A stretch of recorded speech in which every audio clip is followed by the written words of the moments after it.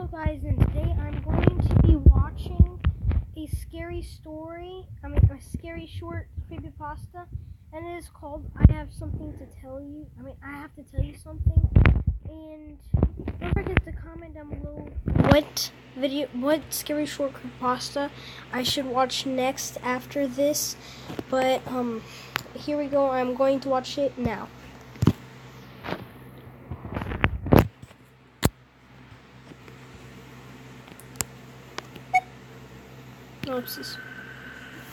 I have to tell you something. Sorry, I need to tell you something. A secret about a place where I live. Just around the corner, actually. It has taken me 2 years to finally tell you this. You do not have to believe me. I understand that it may sound crazy. All I know is that I will never go there again. Not at the night, anyway. For I have experienced what lies within those endless trees. I was 14. I'd heard rumors about the woods, and my mother had told me to never go in there, not even in the daylight. She told me it was dangerous. I used to always defy my mother, so I went in there with a couple of friends one night. The walk there was fine. I was eager to go see these so-called dangerous woods. We reached our destination. My heart already began to thump against my chest. The woods looked terrifying at night. I stood horrified amongst my friends. I no longer wanted to go inside. The trees towered over us, its branches like open arms, welcoming us into darkness. It was too dark to see what light within them. Not even the moon could light up the shadows. I had an uneasy feeling about the woods, and I begged my friends that we should go home. As you might guess, this ticked them off. I had dragged them out there, and now I was backing out.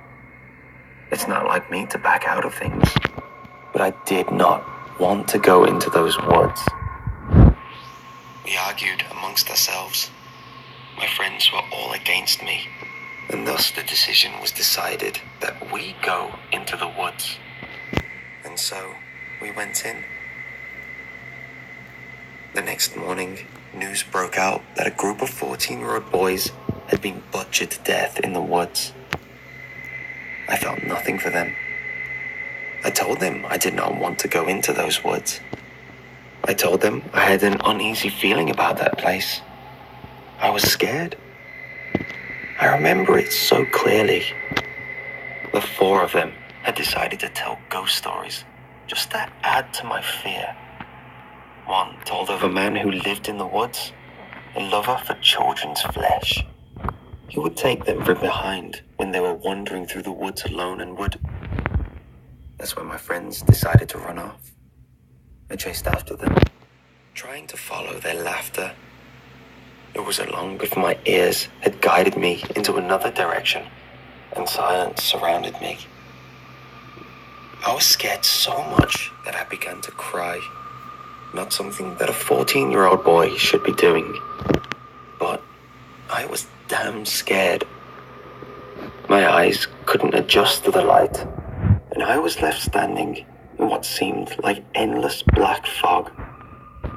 This is how I pictured hell. I couldn't stop thinking about that story. I had horrible thoughts of how it ended.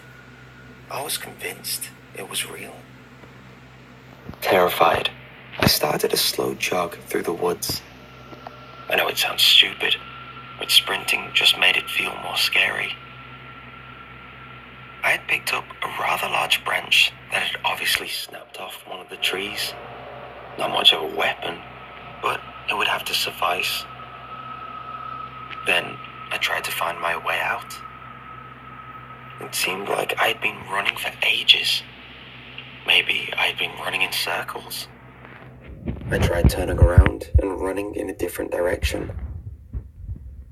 After maybe a few hours of running, I saw light through the trees. a street light. I gave a sigh of relief and sprinted towards the light when something grabbed hold of my shoulder. My heart stopped. I stopped breathing. My eyes were glued to the light. So close. I let out a tear. It laughed. Then 3 other laughs followed it. It was my friends. They continued to laugh and started to jeer. Out of pure anger, fear, and humiliation, I gripped onto the broken tree branch and beat all 4 of them to death. I could not see their blood, but I could smell it. I smiled.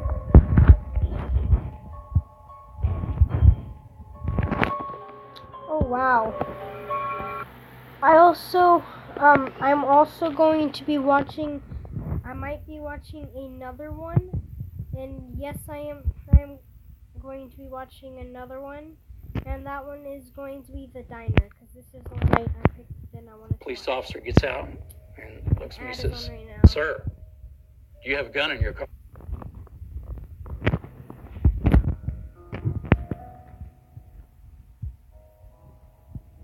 We see the same faces passing by every day, my faithful wife and I. Ghosts walking by our windows, their faces gaunt and pale, their speech slurred, almost hauntingly so. They held up signs, although most of which read similar messages. Will work for food, feed me, spare change. You had to feel sorry for the beggars and homeless on the streets when you run a respected neighborhood diner. Their faces unwashed. We thought that we could not just feed them for free. Then regular patrons would always demand the same treatment. That it would be unfair and unjust. Yet, at the same time, we couldn't just leave them out there just to rot either. We had to help them. We looked at the picture of our son, who went and never returned from war. And that was how our idea struck. The next day, when the night was going by lazily, we let this one man in. He introduced himself as Kyle. Kyle was one of those people. He had been sleeping in alleyways and the outskirts of town for years after he was laid off and lost his home. Unable to make a living for himself with how bad the economy was doing. He ordered a brisket, the diner's speciality. In the kitchen, as she was preparing the man's food, my wife asked if what we were doing was right. If our method was a way to truly guide them. After a long discussion, I assured her that our friend, Kyle, would be thankful for us helping him along his way. Kyle's eyes lit up as we brought the plate out, and he began to chow down quickly. He was a hungry one. We wondered when was the last time he had ever had a good meal. His mouth was almost mechanical in how quickly it took in and chewed and swallowed each bite down. With a small smile, he thanked us for the wonderful meal. We just smiled on, out of courtesy more than anything else. He blacked out, and was later pronounced dead by the police. We covered it up well. After all, it turned out that the homeless man had a fatal disease and could have died any day. A bit of luck on our side there. The second, the third, the fourth. All these wretched souls that were set free of the suffering from homelessness, disease and starvation. Our efforts were put at rest after one certain customer came in. It still haunts us to this day. Not a moment goes by where we think about what we had done that one evening.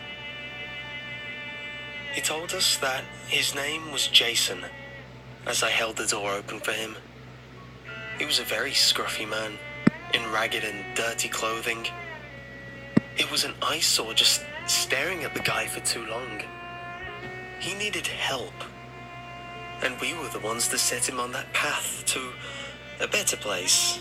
A special and celestial kind of home up high. God was calling him to take him home with wide open arms. I felt it in my bones, in my blood.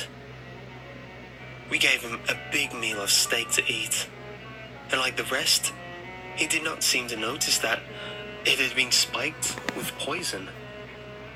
Oh, how he loved it. He told us how it reminded him of his mother's cooking when he was a child. We smiled in unison and waited for his freedom.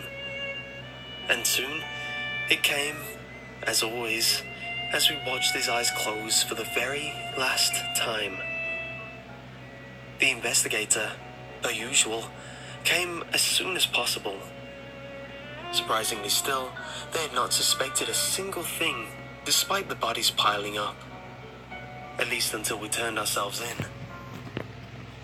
The man was apparently an amnesiac after a tragedy a few years back. The doctor, looking him over, noticed that the slum was wearing dog tags around his throat. And my heart sank as he read the name. I was confused at first, but then it struck home. It turned out that our poor, dear son never did die in the war after all.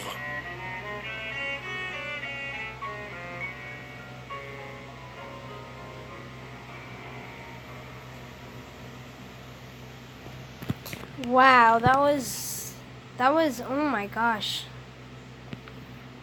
I don't know what to say about that. Well, I hope you guys liked that video, and I hope you guys also subscribe, hit that notification bell, like this video, and comment down below which short creepypasta I should watch next. As always, goodbye.